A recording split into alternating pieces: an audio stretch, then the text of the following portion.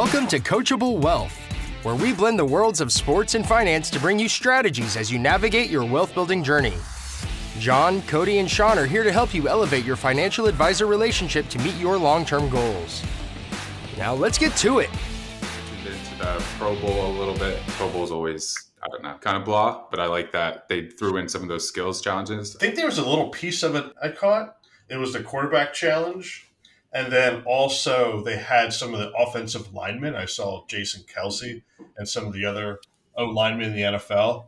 They kind of had to snap the ball into targets on a board, which I thought was pretty I saw that. Watch. And like the smaller the target hole, the more point value there was. So I thought, to your point, Cody, I thought the skills challenge was pretty nice alternative to watch. Yeah, instead of, obviously people aren't going all out in the Pro Bowl, and that's why they changed it. Before they obviously had pads on and everything, but now it's just pretty much flag football, which was interesting. But yeah, I agree. I like the skills challenging a little more than the actual football playing, just because nobody's really trying their hardest. I'll be honest, I didn't watch a second of the Pro Bowl, and I don't think I have in the last probably 7 years since they really stopped trying. It seemed like this year there was quite a few players you didn't expect to be in the Pro Bowl were down there. I know the quarterback room was probably the most different or unknown of any years past. You know, I think with some quarterbacks, like Gardner Minshew was down there. Yeah. Jalen Hurts, who really had a great first half of the season and a really tough second half. So it was interesting to see some different quarterbacks down there.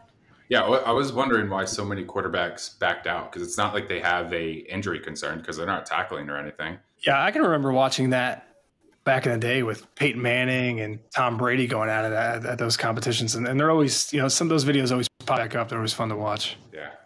I saw an old clip last night post Pro Bowl, and I think it might have went back 7 or 8 years when they used to have it over in Hawaii every year. And it was still a full-fledged competitive game. Yeah. I mean, they were full pads, full tackling. I mean, it was a live game. Yeah, definitely not anywhere close to that anymore. I really wanted to watch the UNC Duke game, which I do on an annual basis. I was only able to catch the highlights. I was happy to see that UNC did beat Duke. I know they play again in a couple of weeks. And then I also watched a little bit of the PGA out at Pebble Beach. I know it was cut short just because of the bad weather they had out there. So I did watch some of that. Because they initially postponed, obviously, Sunday because it was raining the entire day, and they were going to try to play on Monday. But I saw that last night they completely just said we're done, and Wyndham Clark wins. Yep. So that was interesting to see that. Obviously, the weather's, I know California's getting a ton of rain coming up. So that was interesting to see that. I can't even remember the last time that they cut a tournament short after 3 days. And I wonder what they would have done if there was someone else tied with them. They would have just been, we split it, or? That's a good point. I assume they would split it. Did you see the highlight of Tom Brady off the tee? Where he kind of Yeah. I saw that on Twitter or X. Yeah. That when he was driving the one, it went like 3 feet in front of us. And it was like, yep, Tom Brady's actually human. Yeah. Because I think he is normally pretty good at golf. Like, I think he's like a single digit handicap. But yeah, the one drive literally went like 2 feet in front of him. I don't know if you guys follow anything on the women's side, but do you know who the number one college athlete is right now in the NCAA? Is it Caitlin Clark? Yep. I saw that they were having like a Caitlin cam on TikTok over the weekend. I obviously didn't tune in, but I think she's like 100 points after. Yep. I think she's averaging 30 plus a game, I believe. Yeah, that's crazy. And she shoots like, I think almost 45% from three. Yeah. Which is crazy because obviously everybody knows like she's the person you have to stop, and she's still hitting 45% from three. People are, I forget what announcer, maybe it was Charles Barkley or someone, who called her the Steph Curry of women's basketball. Yep, that's what I heard too. They said she's kind of equivalent stats, and they're calling the Steph Curry of. Crazy. Is Iowa primed to make another national title run, or? I honestly don't follow women's basketball that closely, but I think they're in the top 10, maybe top 5. Was it last year? Was it that Iowa versus, I think, LSU in the national championship game? Or at least the Final Four. I know that matchup occurred. Yeah. Yeah, I'm not sure if it was the national title or the Final Four, but they definitely played. What are your thoughts on the Super Bowl? See some of the stories about how expensive it is with it being in Las Vegas this year. I saw the stories, just the average ticket. It's the most expensive of all time. What was it, like $8,000 or something like that in that ballpark? It's something like that. It's crazy. And a luxury suite was what, $2.5 million? Yeah. Paying $2.5 million for a suite that gives you what, 10 to 20 tickets? Yeah. Yeah, it's crazy. Unbelievable. I imagine as a player, I'm sure you get all kinds of family that you've never heard of coming to ask for tickets. And I've seen videos and stories of athletes saying the Super Bowl was the most stressful time in their life, not from a playing standpoint, but from all of the other aspects of, because you're only allotted so many tickets, correct, for family for the Super Bowl? Yeah. And it's not a high number, I don't think. So if you have a lot of family, I could imagine it'd be stressful. I mean, there's the stories about, McCaffrey out there who's recently was talking about how he couldn't, the $2.5 million suite just adds another dynamic from a player standpoint, I think. Yeah. I didn't realize Brock Purdy was the last pick in the NFL draft. Yeah. Yeah. I didn't realize that. Have there ever been any other like very successful, what are they called? Mr. Irrelevant? Yeah. Has there ever been someone else who's been successful at that pick? I don't think to this level that I'm aware of. I mean, I know there's been players that have been good. I mean, the only one that I can think of off the top of my head was Maurice Claret from Ohio State. I believe he was Mr. Irrelevant back in the day. Oh, okay. So one other thing we were talking about earlier is obviously it's getting into tax season now. People are filing their taxes. W-2s are coming out. I'm sure 1099s will start coming out from the investment firms. Anything specific that people should think about when they file taxes? I think that one of the big things is just getting yourself organized. Yep. Understanding what documentation you need, as what Cody said, like the W-2s, the 1099s. I think just as a starting point, just getting all of those documents in order and kind of having a ballpark figure of kind of, hey, here's what my earned income was. Some of those items, my deductions, how much I contributed to, say, a 401k or IRA. I think some of the surprises might come on potentially some realized gains or dividends that come from portfolios. Those seem to tend to be a little bit of surprises sometimes. Yeah. One thing that we've noticed over the past couple of years, and especially when we have good years in the stock market, is sometimes if you hold a mutual fund and it's inside a taxable account, even though you didn't sell the mutual fund, you may get a capital gain distribution. And some of the reasons for that is if there's outflows of a mutual fund. So say you were, holding a mutual fund, it's up 20% last year, you may get a 5% capital gain, even though you didn't sell. And the reason for that is the mutual fund, if people were, selling out of it, they had to sell some of the stocks to give the individuals their money back.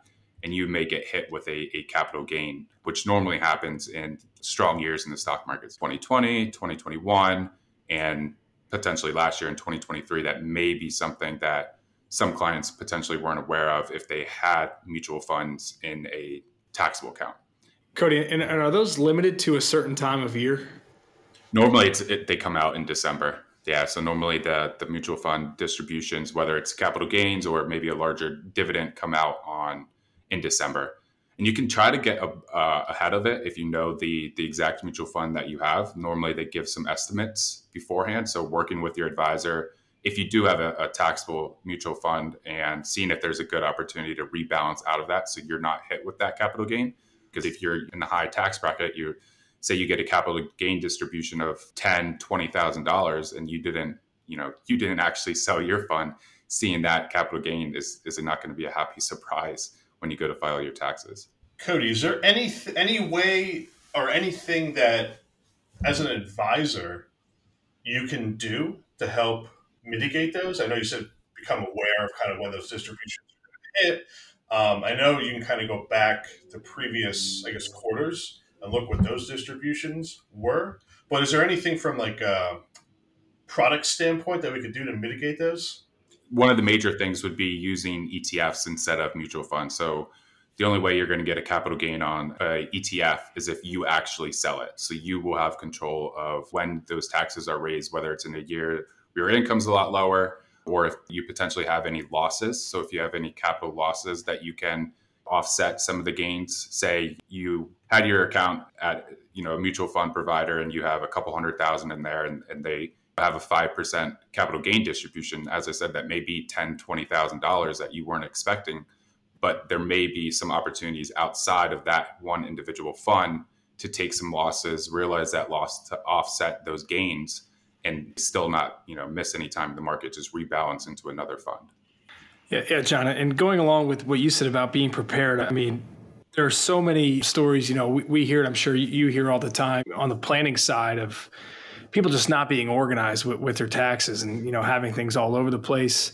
I know one thing we try to always instill is to have a relationship with our clients, tax professional, to create a bridge between us and them. So when things do occur or there's changes, we can communicate that and stay on top of things. So there's really nothing we're not prepared for. I think the communication piece is, yeah, it could be a 401k rollover. Let the CPA know that that's going to be reflected on the tax return. A Roth conversion, a charitable donation, could be a qualified charitable donation, and it's going to be reflected on the 1099, but the box is going to be checked as undetermined. So the CPA might see that it's checked undetermined, but they might not know the granular detail behind it. So inventory kind of what happened in the last tax year and just communicate with the CPA to let them know this is what occurred, just so there's not any mistakes made by them. We all know that CPAs are really busy this time of the year, tax season. So, I think the more communication from us, the advisor, the financial planner, and with the client, it's just going to help out the whole process more. Yeah, that's important. Speaking of charitable donations, one thing we were talking about recently is NIL, and potentially one of the major reasons why, if you look just this past season, a lot of college coaches were jumping to the NFL or retiring. Obviously, we saw Nick Saban retire. Yeah, it's kind of amazing when you look into the 501c3 organization, kind of how broad, I guess, the rules and guidelines actually are. I can just kind of talk from personal experience. So let's say some college football tickets for a specific college or university. There's a portion of that that's actually counted as a charitable donation. It's for the benefit of the student athletes. You could actually use it as an itemized deduction. And then, as Cody said, on the name, image, likeness side, basically you're giving money to a specific athlete, and that X amount actually counts as a charitable donation. So if you are itemizing your taxes or receiving that itemized deduction, you can put that as a deduction. Yeah. I think unorthodox a little bit. That counts as a charitable donation. Yeah. No, and I think a lot of coaches are kind of getting sick of it. And I think that's one of the Nick Saban even said it. That was one of the major reasons why he retired. Is before it was obviously, just talking through your football program. The athletes, most of them are getting free scholarship. So they're getting the free education. But now it's not just that. They're getting actually money from these universities or these NIL foundations to actually go play for the football team. So it's a lot more work and recruiting inside the college football atmosphere, whether it's getting a player right out of high school, or now we have the transfer portal where people are, maybe they have one good year at a smaller university and they shot up the rankings, and now they're going to a larger program and getting the money from the NIL. I mean, you can look at it. I don't think there's one returning starter on the Washington Huskies coming back next season. Really? Who were just in the national title, and they have their coach left, and everybody followed. And as a coach and somebody who played in college, I can't even fathom being a part of what's going on. And you almost have more control as a coach in the NFL than you do in college, because in college you have to win, or as a coach, you and your family are going to be out of a job. You're going to be moving somewhere else. Maybe, John, you're just a better quarterback than Cody, so I'm going to start you. And Cody's 2 years younger, and Cody's the future. But now Cody never has to wait. Cody's going to go $3 million to go be the quarterback. Yep. Some school, it never ends, I think. And as a coach, I think Gino Auriemma said something the other week of players used to have to show me why they wanted to be here and why they should stay. Now I, as a coach, have to show players why they should be here and why they want to stay. And in just a matter of 2 or 3 years, that's flipped. Yep. Which as a coach, I can see that stress level is probably, through the roof at all times at the college level. Yeah, I mean, it'll be interesting to see if anything changes in the NIL format. I know the Big Ten conference and the SEC are meeting here soon to see if they can, or I guess I'm not exactly sure what they're talking about, but I assume it's trying to make this a little more official so people aren't changing, schools every single year if they're not getting the starting opportunity. A few years ago, at 17 or 18 years old, you had to make a decision of what school you wanted to be at and then stay there, or else you had to sit out a season, and nobody wanted to miss any seasons. But your coaches could come and go as they please. So I think there's got to be some type of limit to the transfer portal. Maybe you get one free pass because at 17 or 18, you can't know the things that are going to happen to your staff down the road. And let's say you're a tight end and you get recruited to go play at some school. And then next thing you know, a new coach comes in and there are 5 wide receivers all the time. And hey, we don't need a tight end. So obviously you want to leave. But there's people that have been in school for what, 9-10 years now at this point, and they've played for 6 colleges. I think there should be a stop put to that, in my opinion. Yeah, no, there's just so much moving around, and sticking at one program, getting the stability. It's the same thing in financial planning. Put the plan together. There's small tweaks you want to make over the long term, but it's making sure you have that habit set up of contributing to your 401k, potentially taxable account, and getting the game plan set in place. But then along the way, making tweaks, not completely changing everything just because one thing changed inside your personal life. Movement does not always equal progress.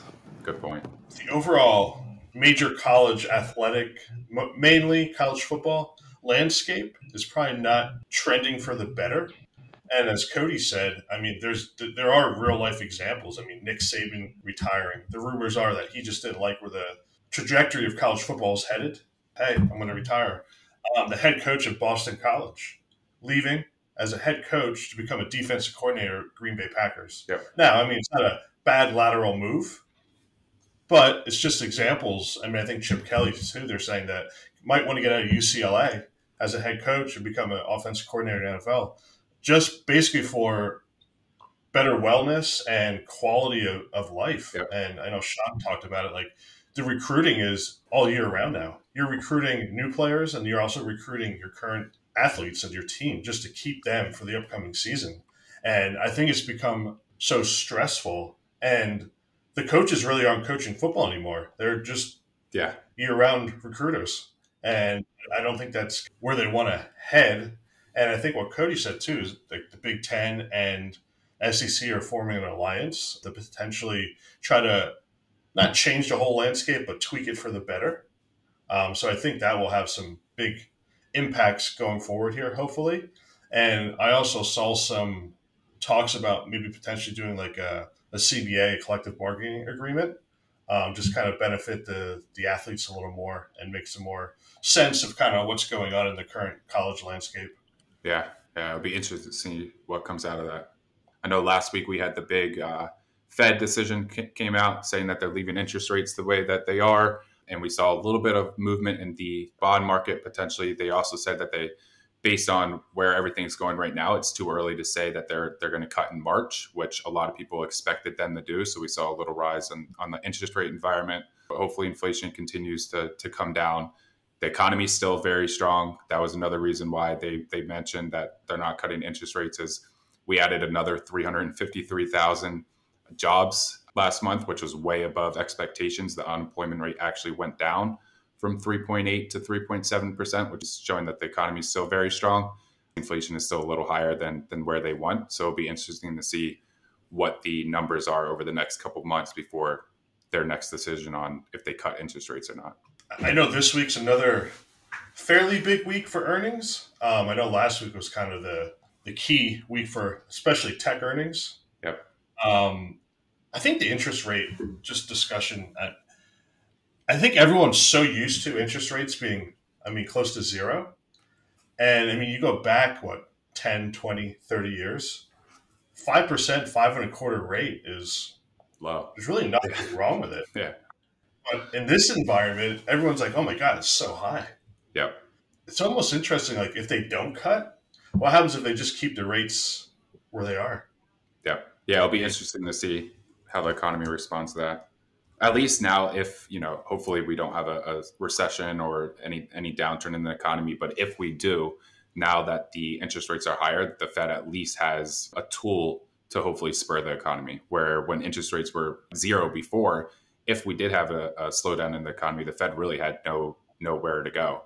Where now they can spur the economy if they start cutting interest rates. So, if we do have a slowdown, they actually have a tool now to start potentially the economy going better again and cutting interest rates. As I said, hopefully that doesn't happen, but they at least have the flexibility now that they haven't had for a while. I think the other thing I'm just kind of personally curious about is just how far the Magnificent Seven, I believe they're calling it, is going to continue to run. Yeah. It just seems like, I don't know, they're just in a position to, their growth is just in a position just for, I don't know, upward trajectory. But it's going to be interesting to see how long that lasts.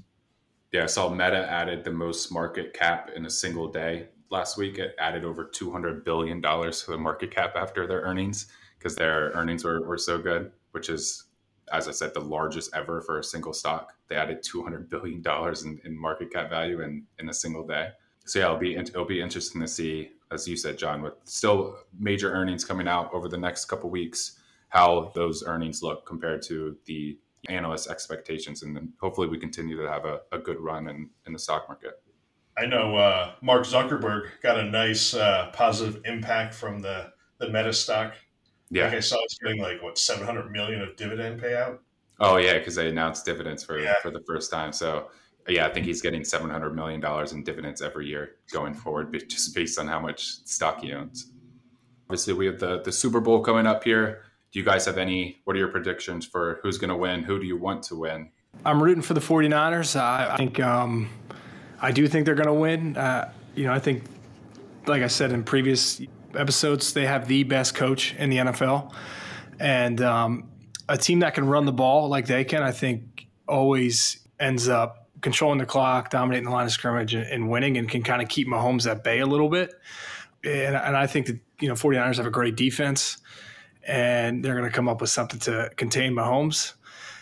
And, I'm hoping for all this, we don't have to see any unnecessary R&B/country singers celebrating after the game on Sunday night. That's good. I think I'm actually going to root for the Chiefs. I don't know why. I didn't really have any feelings towards the 49ers, but here recently I think there's a little bit of a rivalry between the Eagles and the 49ers. So I'm going to root for the Chiefs, and hopefully I always like Andy Reid. Hopefully Andy Reid can get another Super Bowl, even though he already has two going to the Chiefs. But I think I'm going to root for the Chiefs. I'm going to counter your comment, Sean, here. I'm going to go with the Chiefs. I'm going to say I think having Andy Reid, who's probably the best offensive play caller in the NFL, bundle that up with Mahomes, I'm going to go with the Chiefs beating the Niners. We hope you enjoyed this episode of Coachable Wealth, brought to you by Morton Brown Family Wealth, an SEC-registered investment advisor. This podcast is designed for educational and informational purposes and not intended as investment advice. More information can be found at www.mortonbrownfw.com.